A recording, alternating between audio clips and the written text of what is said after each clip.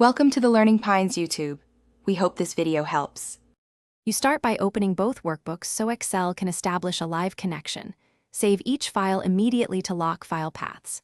Next, identify the exact sheet and cell or range you need, because precise addresses prevent errors when creating formulas. Choose whether you link a single cell, a range, or reference the entire sheet, and make sure files are accessible via a stable path or network share. Once done, move to the target workbook to insert the link formula.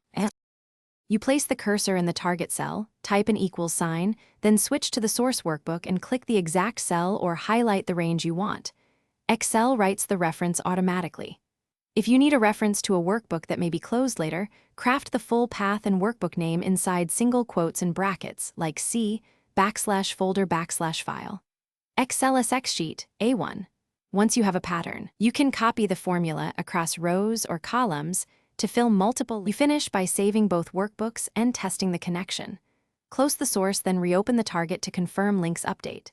If you see #ref or broken values, check the exact file path, sheet name, and that the source file wasn't renamed or moved. Correcting the path usually restores links. For control, open Excel's Edit Links dialog to update, change source, or break links.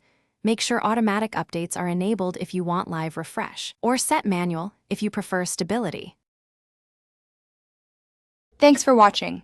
Consider subscribing if we helped you.